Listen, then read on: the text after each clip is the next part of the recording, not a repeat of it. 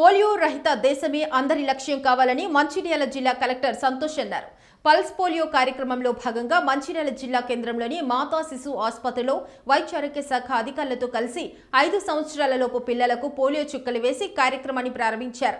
ఈ సందర్భంగా వారు మాట్లాడుతూ 3 కేంద్రాల్లో పోలియో చుక్కలు వేస్తారని, 4, 5వ తేదీల్లో పల్స్ పోలియో బృందాలు ఇంటింటికి తిరిగి చుక్కలు వేస్తారని చెప్పారు. ప్రయాణంలో ఉన్నవారు తమ పిల్లలకు బస్టాండ్, రైల్వే స్టేషన్లలో వేయించుకోవచ్చునని తెలిపారు.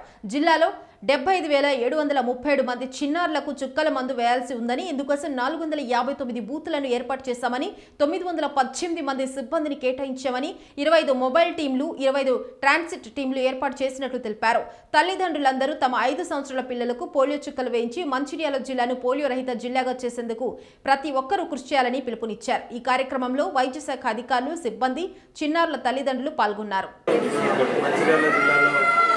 Pulse polio intensified programme start చేస్తున్నాం. ఈరోజు ఇక్కడ మనం అన్ని ఇన్స్టిట్యూషన్లో కూడా ఈరోజు చేయడం జరుగుతుంది. తర్వాత బోర్డు నుంచి కూడా అన్ని సంవత్సరాలు ఉన్న